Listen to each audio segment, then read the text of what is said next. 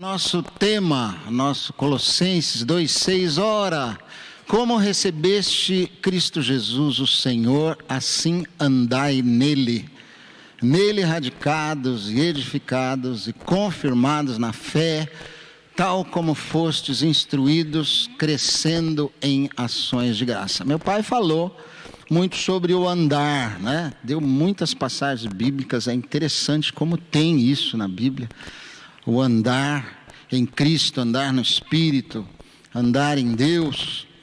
E eu então resolvi falar hoje apenas sobre e entender essa palavra nele. Não o andar, mas o nele. Pode pôr lá. Nele. O que é nele? Nele é em mais ele. Aula de português, né? Preposição em mais ele. Então, o que ele está dizendo aqui, primeira coisa, andai nele. Não é andai com ele. Não é andai junto dele. Não é andai atrás dele. Não é andai na frente dele, do lado dele. Andai nele não é andai em cima dele.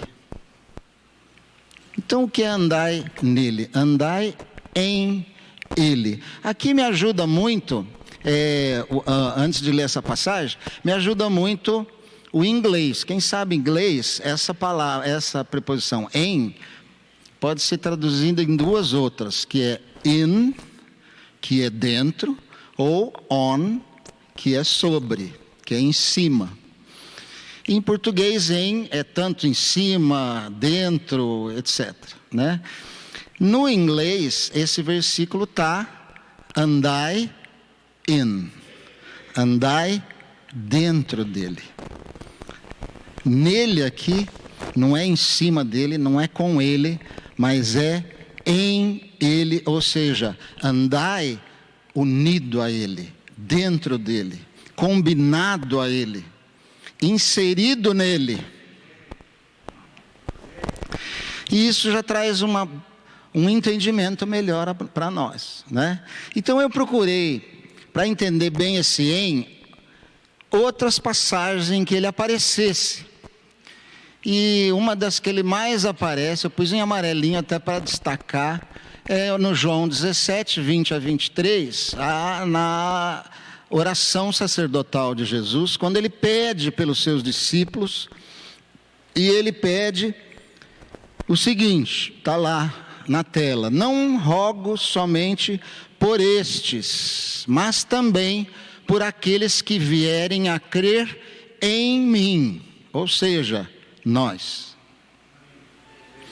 Jesus está pedindo por nós, aqueles que vierem a crer em mim. Quem creu em Cristo aqui? Então, ele estava pedindo por você também, por intermédio da sua palavra, a fim de que todos sejam um. Agora presta atenção. E como és tu, ó Pai, em mim, e eu em ti, sejam também eles em nós, para que o mundo creia que tu me enviaste. Eu lhes tenho transmitido a glória que me tens dado, para que sejam um, como nós o somos. Eu neles é em eles. Eu neles e tu em mim, a fim de que sejam aperfeiçoados na unidade, para que o mundo conheça que tu me enviaste e os amaste, como também amaste a mim. Vocês viram quanto em que aparece aí?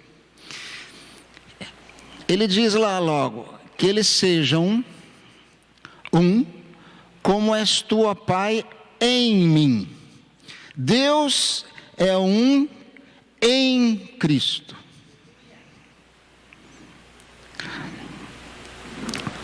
E eu em ti. E Cristo é um com Deus nele, em Deus.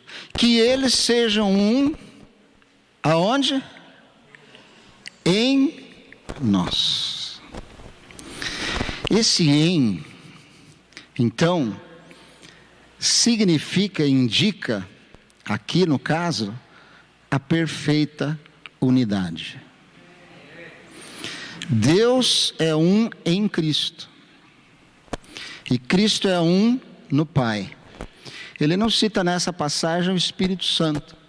Mas nós sabemos que a Trindade é a perfeita unidade. Tanto que pode pôr outra passar, não, antes. Porque três, isso é 1 João 5,7. Porque três são os que testificam no céu: o Pai, a Palavra, que é Cristo, e o Espírito Santo. E estes três são um. Três que são um. A perfeita unidade. Quando ele está fazendo lá na oração, volta naquela passagem, isso. Então, quando ele está dizendo assim, olha, que eles sejam um, como eu sou em ti, tu és em mim, que eles sejam em nós. Eu não sei se você percebe o que ele está dizendo. Eu não sei se a gente consegue chegar lá. Porque o que ele está dizendo? Nós somos a perfeita unidade. E que eles façam parte disso. Arrepiei. Você já pensou? A perfeita unidade, a Trindade, a unidade perfeita, querendo que os seus filhos, imperfeitos, pecadores, falhos, limitados, venham a ser um com eles. Façam parte desse grupo unido que é Deus, que é a Trindade. Que eles sejam um em nós. Que nós estejamos em eles. Dá para...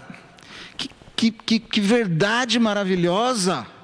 Você, um pecador, um cara chato, horrível, feio.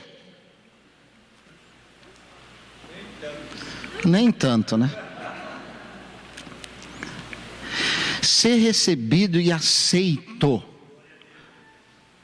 na perfeita unidade. Que eles sejam um, assim como nós somos. E depois ele diz: eu lhes tenho transmitido a glória que me tens dado. Isso é a unidade. A glória de Deus que Ele deu para Cristo e transmitiu a nós.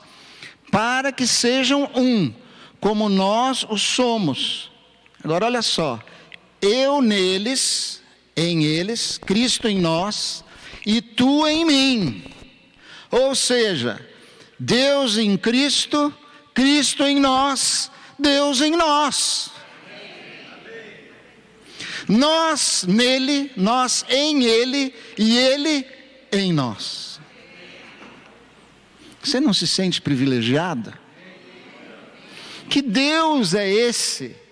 Que Deus de amor, que Deus de aceitação, de acolhimento, que Deus que recebe o seu povo, essa gente que Ele criou, mas que se afastou dEle, que se perdeu, mas que Ele recebe, quer e ora, para que possamos ser novamente parte dessa unidade com Ele.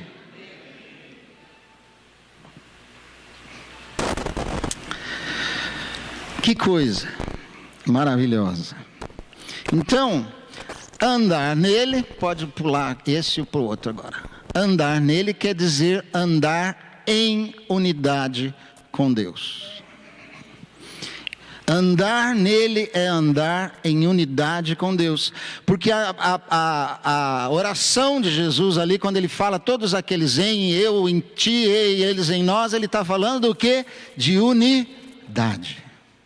Que eles sejam um, como nós o somos. Então andar nele é andar, é viver em unidade com Deus. Que privilégio. Aleluia.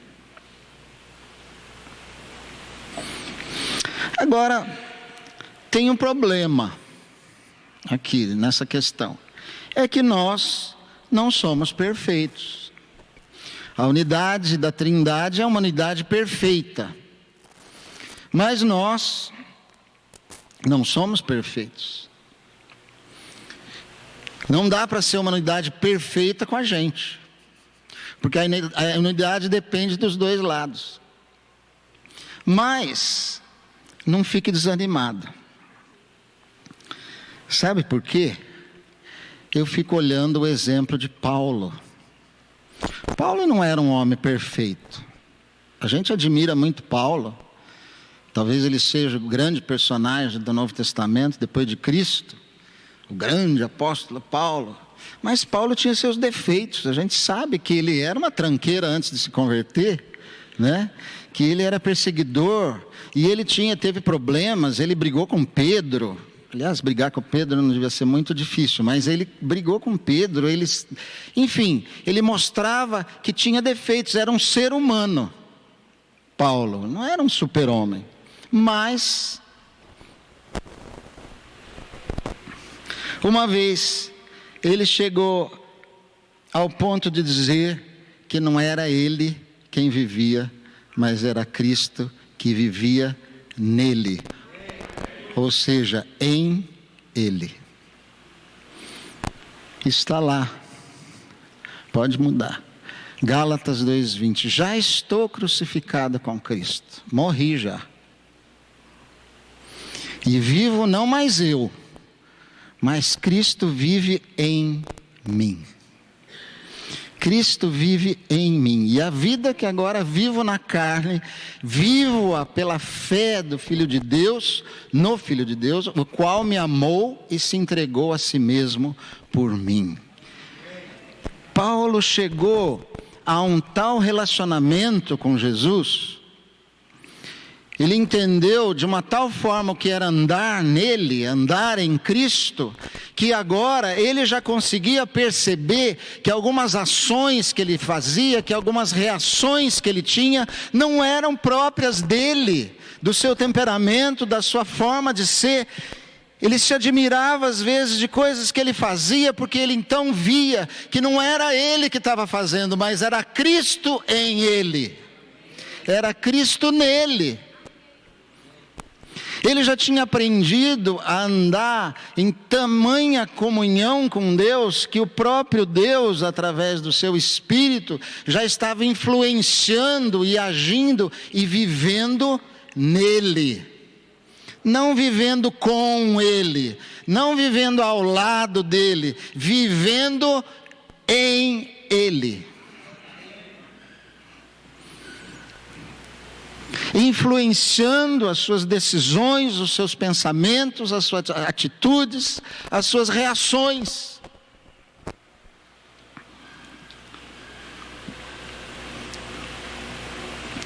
E nós muitas vezes ficamos admirados com Paulo por tudo que ele passou, não é? Os sofrimentos que ele teve, as coisas que ele suportou pelo Evangelho, fome, perigos, naufrágio, prisões, açoites, foi apedrejado, sofreu, hein? Mas saiba que ele suportou tudo isso, porque Cristo vivia nele.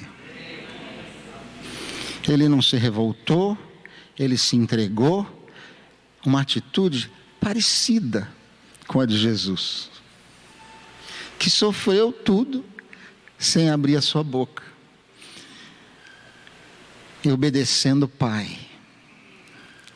Assim era Paulo, um exemplo de um homem que não era perfeito, mas que chegou ao ponto. Então, se ele viveu assim, se ele pôde viver assim, eu posso viver assim.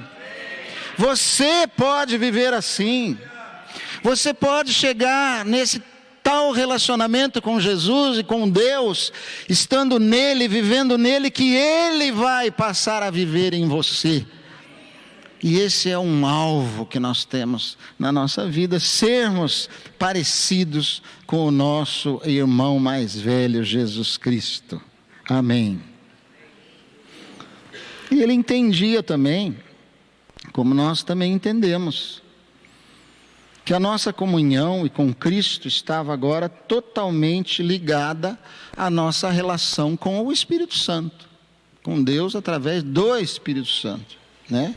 Tanto que ele pediu em Gálatas 5,16, ele disse, andai no, meu pai até citou essa passagem, andai no, que é em o Espírito, e jamais satisfareis a concupiscência da carne. Andar no Espírito. De novo, não é andar com o Espírito, não é andar junto do Espírito, não é andar, mas é andar em o Espírito.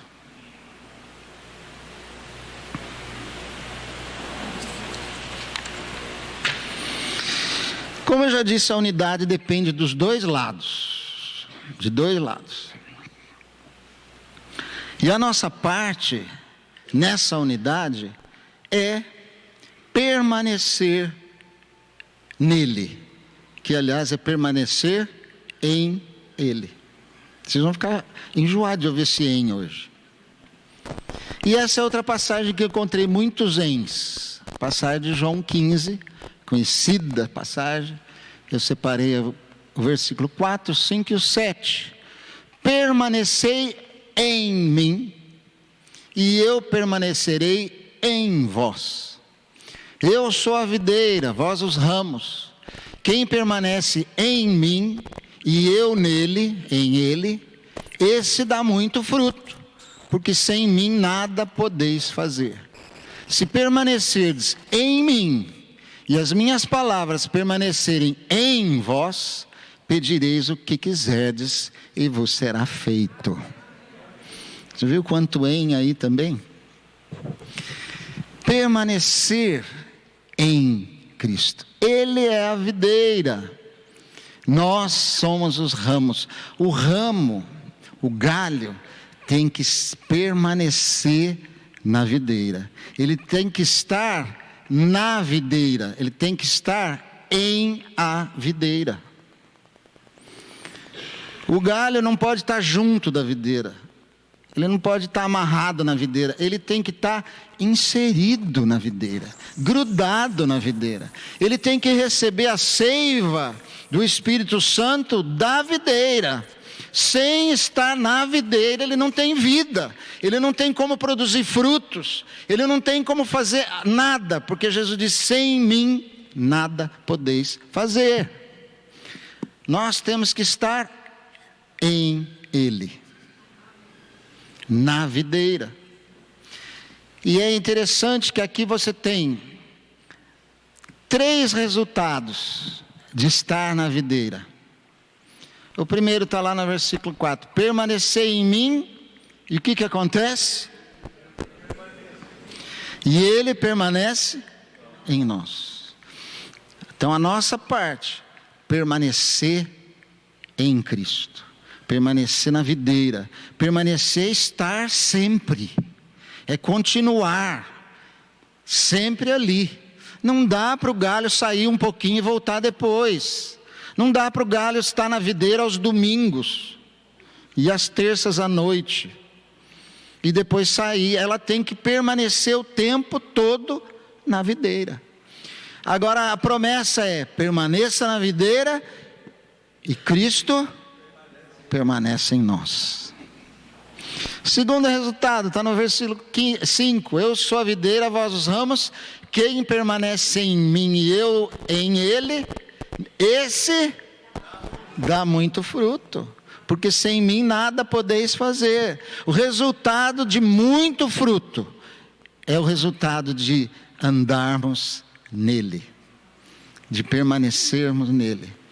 E o terceiro resultado, que é o que mais a gente gosta: se permanecerdes em mim, as minhas palavras, olha só, em vós. Aqui as palavras têm que estar em nós.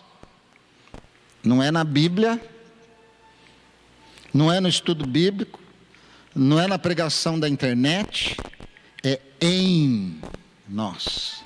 A palavra tem que fazer parte de nós, tem que ser o nosso alimento diário, comido, degustado ruminado, meditado, o alimento da palavra de Deus permanecendo em nós, nos alimentando a cada dia.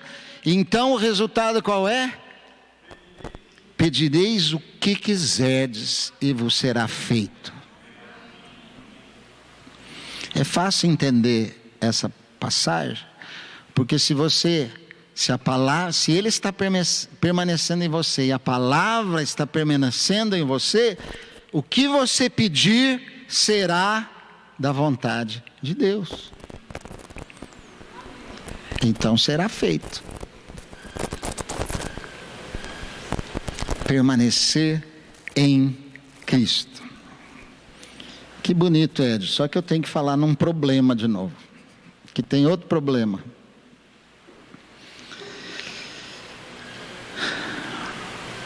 A nossa mente, hoje de manhã nós falamos sobre o pensar, né? Pensar nas coisas do alto e tal.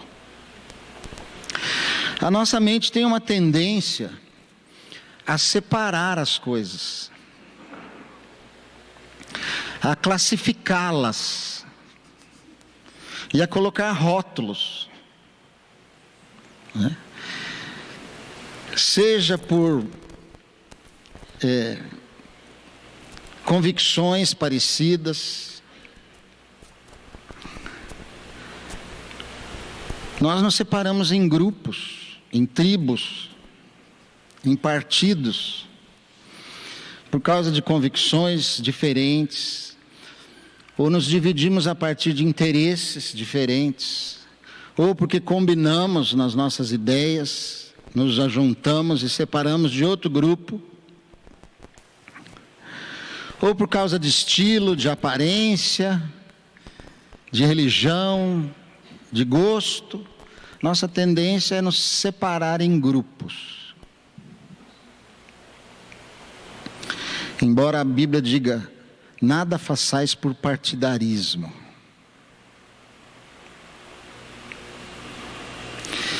Agora, o que é que isso tem a ver com o nosso assunto? É que isso, irmãos, torna difícil nós entendermos e praticarmos a unidade.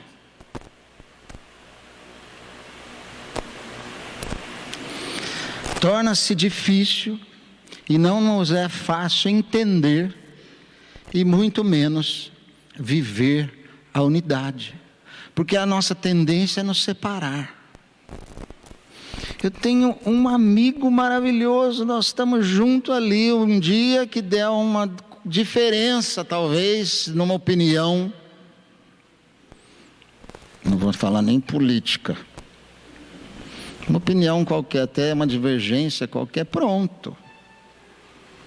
A unidade fica estremecida.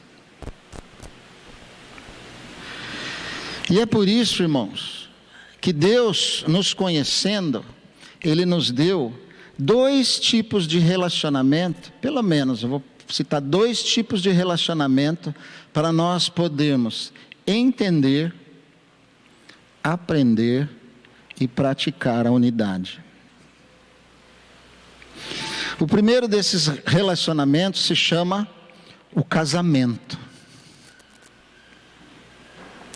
Veja lá o versículo.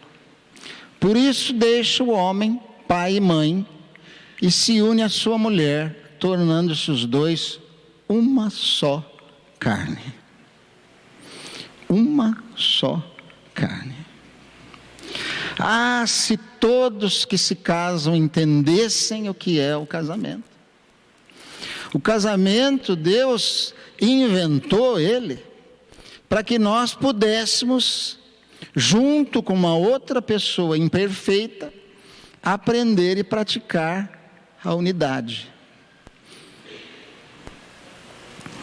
Adão estava lá no paraíso, numa boa, sem preocupações, mas Deus viu que não estava bom. Tudo bem, aí acabam outras discussões, mas Deus sempre tem razão. Ele viu que não estava bom. O que ele fez? Ele foi lá no barro e fez de uma mulher. Não. Primeiro ele pôs o Adão para dormir, que é para ele não ficar dando palpite. Aí ele tirou uma costela do Adão. E dessa costela ele fez a mulher. Tirou parte do Adão e fez a mulher. Só que aí o Adão ficou sem uma parte. Então Deus devolveu para ele. Tanto que ele pôde então dizer aquela frase, acho que ele ficou tão admirado, espantado, que ele falou aquela coisa poética: essa afinal é osso dos meus ossos e carne da minha carne. Não é muito poético, mas tem muito significado. Ela é parte de mim. Ela veio me completar. Ela veio formar comigo uma unidade.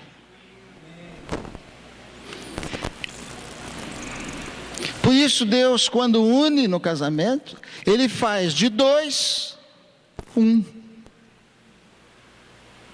Ele faz de duas pessoas uma unidade. Os dois se tornam um só.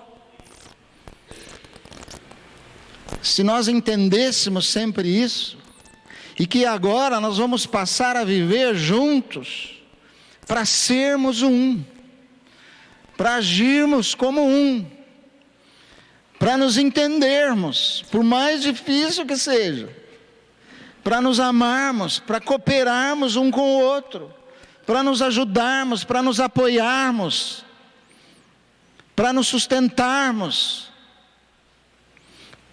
para agirmos e vivermos como uma unidade, indivisível.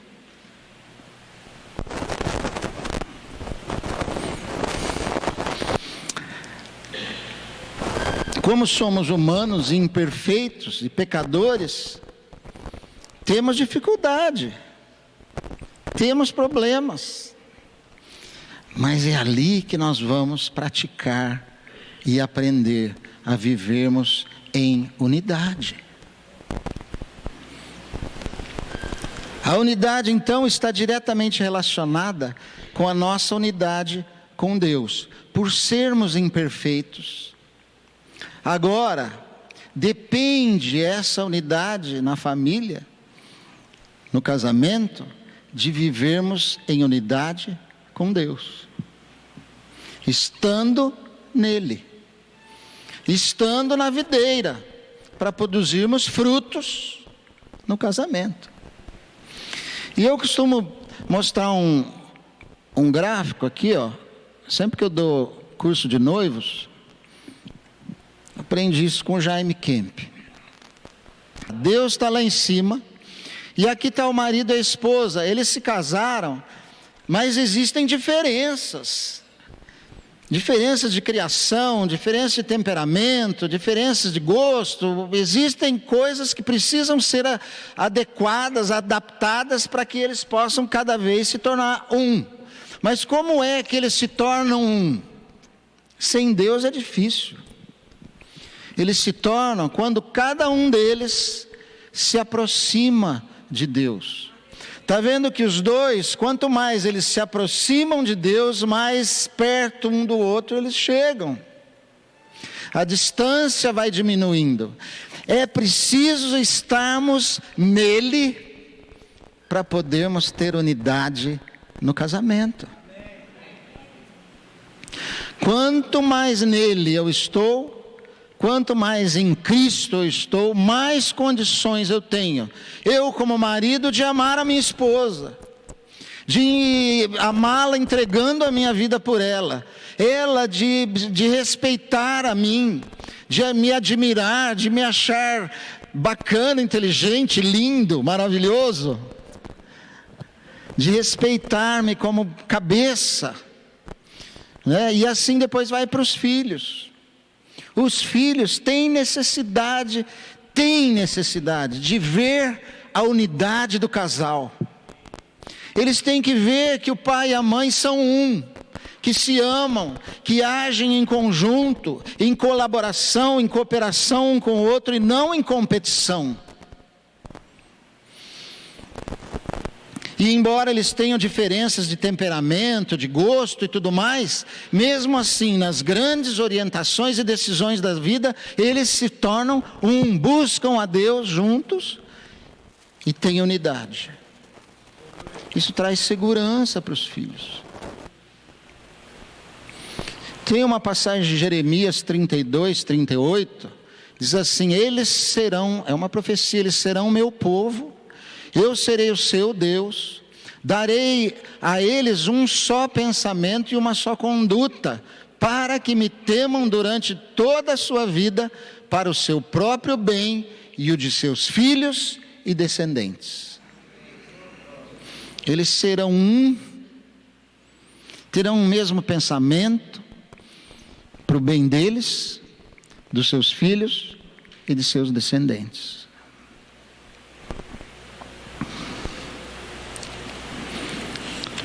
Talvez você tenha pensado aí, não sei, mas eu fracassei então. Eu sou separado, sou recasado, ou sou viúva, estou sozinho, sou solteiro. Como é que faz? Deus deu um outro tipo de relacionamento, para você aprender a unidade. E olha, saiba que Deus pode transformar e resolver qualquer problema. Né? A gente tem que estar nele. E ele soluciona qualquer coisa. Mas ele deu um outro tipo de relacionamento para que nós possamos entender e praticar a unidade. Você já está sabendo qual é. É isso aqui, a igreja. A igreja. O corpo de Cristo. Uma figura que a gente está tão acostumado, meu pai também citou isso. Aliás, meu pai começou a citar um monte de versículos, eu falei, não vai sobrar nada para nós. Ele citou, eu contei, meu pai, o senhor citou 27 versículos. Eu falei, não sobra nada para nós, mas tudo bem, a palavra tem muita coisa ainda. Muda lá, 1 Coríntios 12, eu não sei se a gente também entende, a gente conhece essa passagem, não é? Entende a unidade que tem aí. Ora, assim como o corpo é uma unidade, embora tenha muitos membros, e todos os membros, mesmo sendo muitos, formam um só corpo, assim também com respeito a Cristo. Pois em um só corpo, todos nós fomos batizados em um único Espírito, quer judeus, quer gregos, quer escravos, quer livres, e a todos nós foi dado de beber de um único Espírito. Muitos membros, formando um só corpo. Unidade. Unidade. Se todos nós entendêssemos, se as pessoas entendessem que a igreja é o corpo de Cristo, é uma unidade, e que nós somos parte dessa unidade, nós é que formamos essa unidade, nós é que formamos esse corpo, que quem é o cabeça é Cristo. E cada um de nós temos a nossa função, o nosso lugar no corpo, que é um só. Embora muitos membros. E meu pai dá exemplos bons aqui, né? De que quando um é para andar para cá, o outro pé ajuda, e assim vai. Porque entende que ele é um só, que ele precisa agir junto, que ele precisa agir em unidade, em conformidade, em contribuição um com o outro.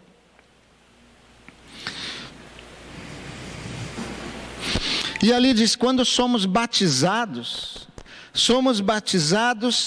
em, olha a palavrinha, em um corpo. Nós somos batizados em um corpo, nós somos colocados lá dentro, nós somos inseridos no corpo, nós somos incorporados, passamos a fazer parte da igreja. A igreja é um corpo, é um organismo, ela não é um lugar para a gente ir, assistir, depois ir embora e falar que gostoso que foi. Ela é uma unidade, nós somos parte disso. Está difícil entender hoje o que é a igreja, que somos nós, em unidade. E aqui precisa de um esclarecimento. As pessoas às vezes falam assim, mas você ensina que a igreja é uma só, eu estou indo lá naquela outra igreja, eu já era daqui faz muito tempo, mas agora eu estou me sentindo melhor lá, não sei o quê. Você não fala que a igreja é uma só? É verdade, a igreja é uma só, é um corpo só. Só que quando você é inserido no corpo, você é inserido num lugar, no corpo. Se você é um braço, você tem que estar no lugar do braço. Se você foi batizado ali naquela congregação, você faz parte daquele pedaço do corpo de Cristo. A igreja é uma só, mas você não pode. Se você entende que você é parte dali, você fica ali. Se a igreja está passando por problemas, se ela está doente, você faz parte disso. Você faz parte da solução. Não é para você ir embora e procurar outra que está melhor. Se um membro sofre, você também sofre. Se o outro membro se alegra, você também se alegra. Isso é a igreja, é a unidade. E para sermos um, nós temos que estar nele. Se estamos nele, nós entendemos isso. Nós entendemos que o corpo, embora sendo formado por muitos membros, é uma unidade. E nós fomos inseridos em ele. Não tem transplante na igreja. Tira esse membro daqui e põe lá. Claro que existem situações, etc., né? Que não cabe aqui. Mas não é porque você ficou de mal, se você é o dedão, ficou de mal com o dedinho, que você vai sair da mão e procurar outra mão.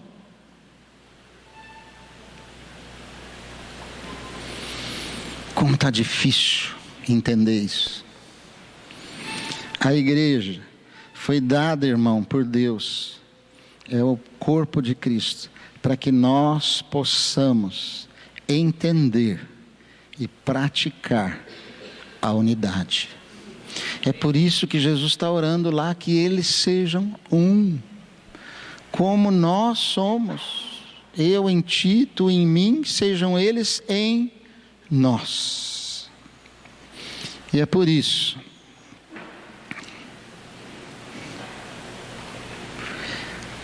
que aqui novamente nós precisamos permanecer nele, em ele, para que seja possível mantermos a unidade. Paulo faz o seguinte pedido em Romanos, ou Efésios, Romanos? É Romanos? É. Eu pulei Efésios? É o Efésios. Esforçando-vos diligentemente por preservar a unidade do Espírito. Ela já existe, a unidade. O corpo já é um só. No vínculo da paz, há somente um corpo e um Espírito, como também foste chamados em uma só esperança da vossa vocação. Há um só Senhor, uma só fé, um só batismo, um só Deus e Pai de todos, o qual é sobre todos, age por meio de todos e está em todos.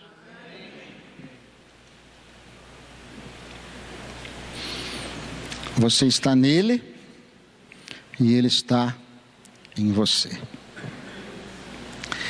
E aí lá em Romanos, agora sim, Paulo diz: pede, o Deus que concede perseverança e ânimo, dê a vocês um espírito de unidade, segundo Cristo Jesus, para que com um só coração e uma só voz, vocês glorifiquem ao Deus e Pai de nosso Senhor Jesus Cristo.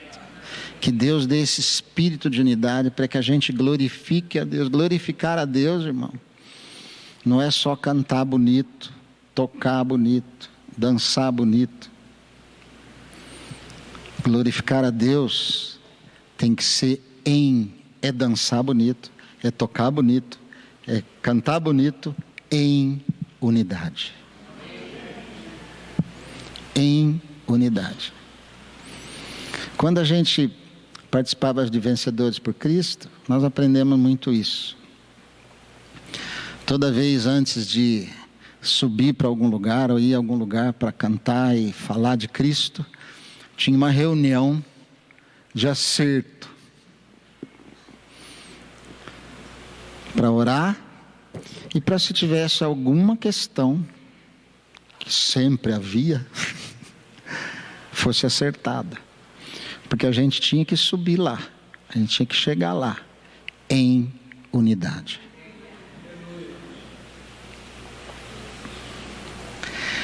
Para um só coração e uma só voz, que vocês glorifiquem ao Deus e Pai de nosso Senhor Jesus Cristo. Pergunta lá. Qual o propósito então da unidade, tanto na família como na igreja? Ed, você já falou que é para treinar e aprender a unidade, mas por que aprender e ser um? Por que é que Deus quer que nós tenhamos unidade? Resposta: para que o mundo creia em Jesus.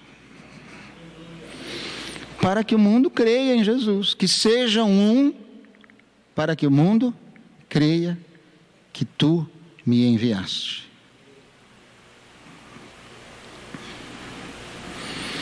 Esse será o nosso maior testemunho, a nossa unidade.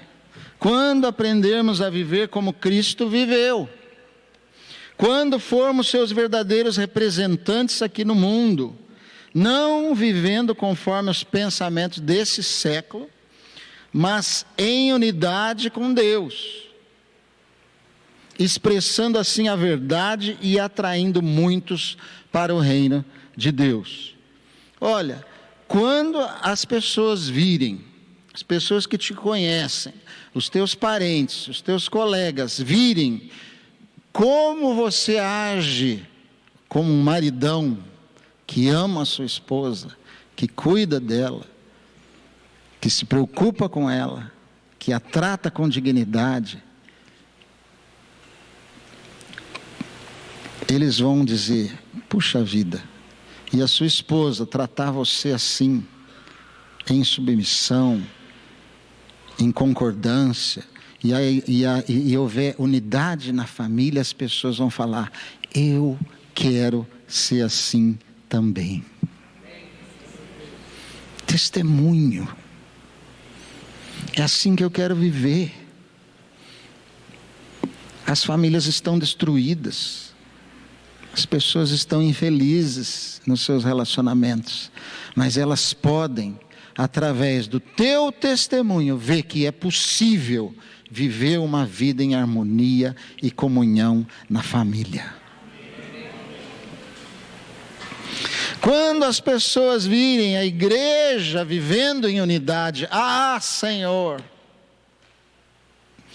Quando as pessoas virem que a igreja não está competindo uma com a outra para ser melhor, para ser mais bonita, para ter mais gente, para ter a banda melhor, para, enfim, disputando e pescando as pessoas de uma para a outra. E quando as pessoas virem que a igreja realmente é um corpo, uma família, que vive em harmonia, em comunhão, que as pessoas se ajudam umas às outras, que elas se apoiam, que elas oram umas pelas outras, que elas se preocupam uns com os outros, que elas visitam uns aos outros, que elas, enfim, estão vivendo em harmonia, juntos em alegria, comendo as suas refeições juntos, elas vão querer vir para a igreja. Elas vão querer ser desse povo, desse corpo. é o testemunho. Por isso, Jesus orou que sejam um, para que o mundo creia.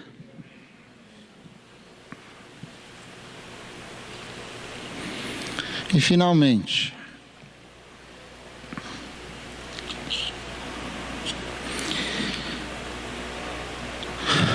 tenho dito aqui que permanecer é a chave de tudo, permanecer nele.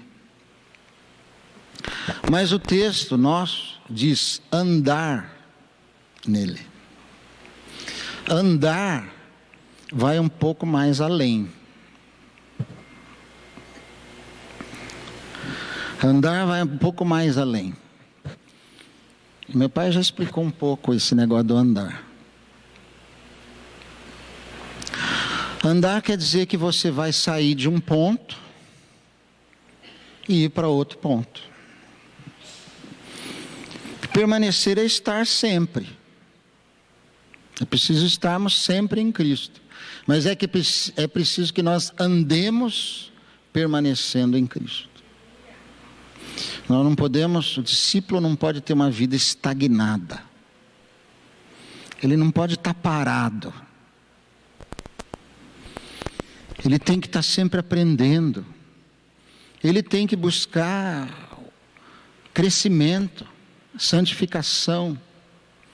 Ele não pode ter aquela atitude de que eu já sei tudo. Eu não preciso estudar, eu não preciso orar. Eu já sou espiritual o suficiente. Não, andar nele é progredir nele. É se desenvolver nele. É crescer nele. Essa deve ser a vida do discípulo. Buscando a Deus, buscando encher-se do Espírito, cada vez mais, nas reuniões, no discipulado, na leitura da palavra, na oração, na comunhão, no louvor. A gente percebe, irmãos, agora nós estávamos até comentando agora aqui no acampamento, olha, você viu que tem pessoas que sempre, no começo vêm, depois elas vão deixando de vir. No começo elas vão na reunião de oração, depois elas vão deixando de ir. Isso não é andar, isso é ficar parado num lugar. E a Bíblia diz que nós devemos andar nele. Porque nós temos um alvo, nós temos um caminho a percorrer, nós temos um lugar em que chegar. E para isso nós precisamos andar nele.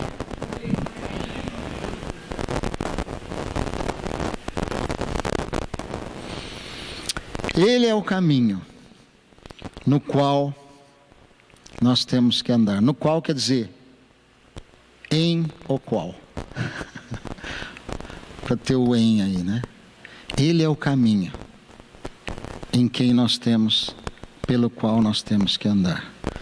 E para terminar então, queria só citar Paulo em 2 Timóteo 3, 12 a 14. Não que eu já tenha recebido, tenha já obtido a perfeição. Sabe, esse é aquele um que disse, não sou eu que vive, é Cristo que vive em mim. Lembra disso? Mas prossigo para conquistar aquilo para o que também fui conquistado por Cristo Jesus. Irmãos, quanto a mim, não julgo havê-lo alcançado. Mas uma coisa eu faço, esquecendo-me das coisas que para trás ficam, avançando para as que diante de mim estão, prossigo para o alvo, para o prêmio da soberana vocação de Deus em Cristo Jesus. Em Cristo Jesus. Eu prossigo. Para prosseguir eu tenho que andar. E para ser bem sucedido tem que ser andar nele. Amém? Vamos sair daqui fazendo isso? Amém. Deus abençoe a palavra. tvcmc.com.br é o nosso canal para compartilhar o Evangelho do Reino de Deus e o senhorio de Jesus Cristo.